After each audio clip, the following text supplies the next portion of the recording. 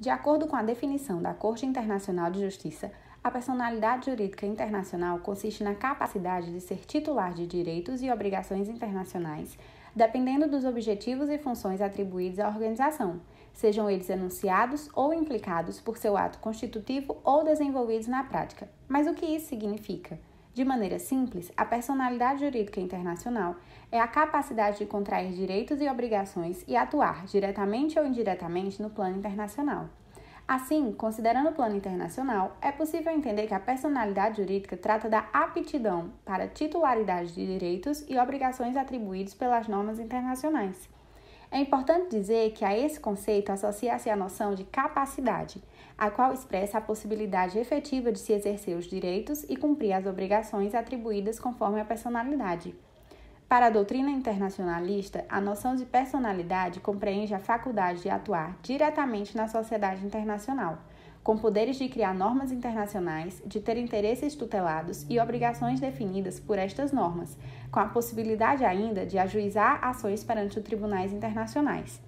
Tradicionalmente, os sujeitos dotados de personalidade jurídica internacional são os Estados e as organizações internacionais.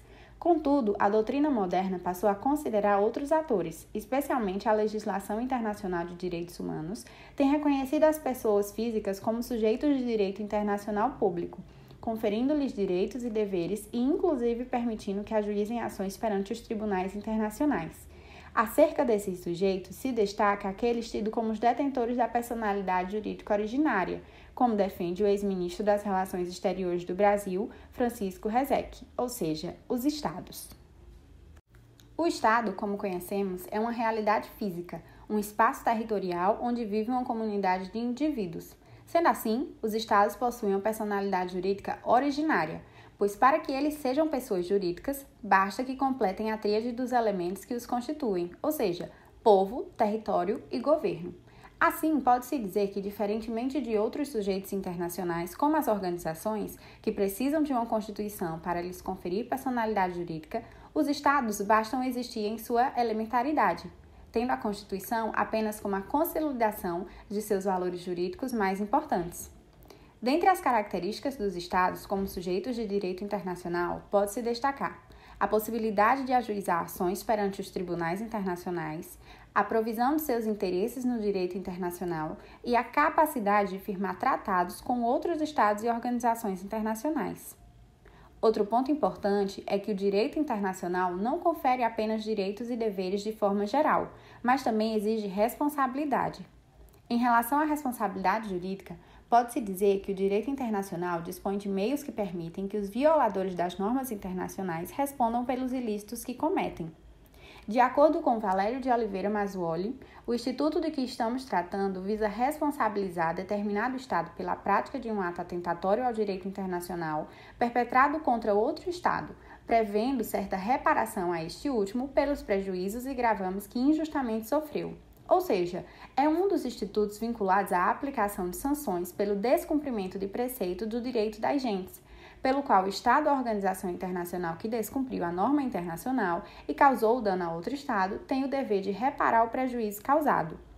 É importante destacar que essa responsabilidade tem como elementos essenciais o ato ilícito, a imputabilidade e o dano, porém se resume ao âmbito civil, não se revestindo de aspecto penal ou repressivo. Logo, não se aplica a todos os tipos de violação ao direito internacional. Ainda é importante ressaltar que a responsabilidade internacional é institucional, se referindo apenas aos Estados e aos organismos internacionais. Assim, os Estados e as organizações internacionais assumem a responsabilidade pelos atos de seus funcionários, bem como de particulares para os quais tenham concorrido. Neste caso, o Instituto visa reparar o prejuízo, não punir um Estado ou uma organização internacional, tendo, portanto, uma finalidade reparatória e de natureza civil.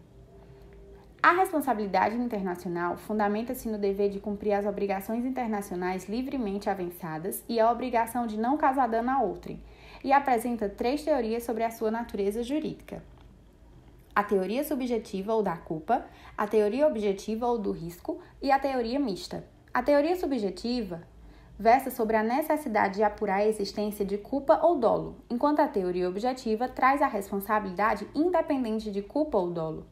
Já a teoria mista defende que a responsabilidade depende de culpa na omissão e independe de culpa ou dolo nos atos comissivos, bastando o leme entre o ilícito e o dano. Dentre as propriedades do Instituto da Responsabilidade Internacional, destaca-se que ela é tida como meio de concretização da justiça, com finalidade reparatória, tradicionalmente envolve apenas os Estados e organizações internacionais e suas regras são majoritariamente costumeiras.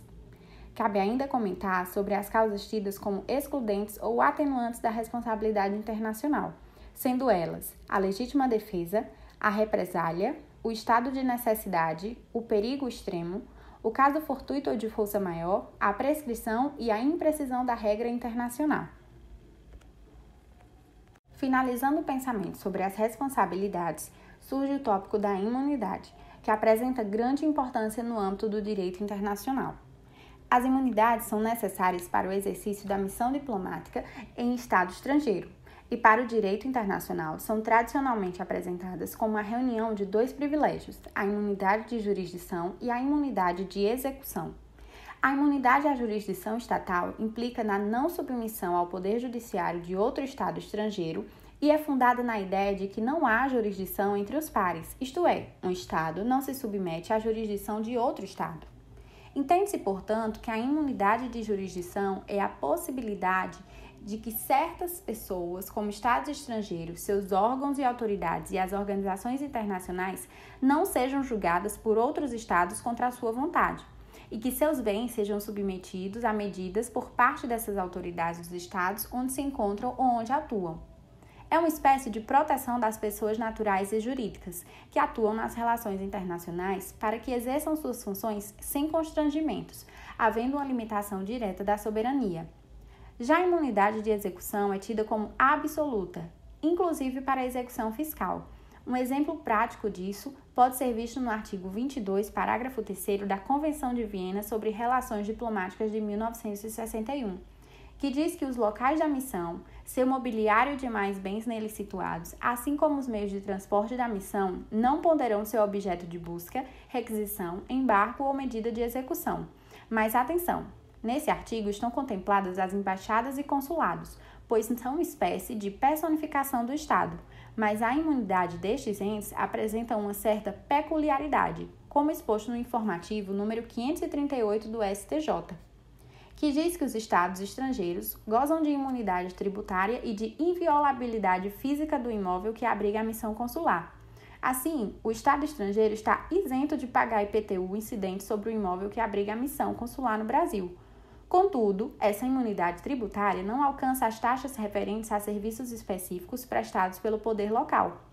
Assim, por exemplo, o município não pode cobrar IPTU de Estado estrangeiro, mas pode cobrar taxa de coleta domiciliar de lixo.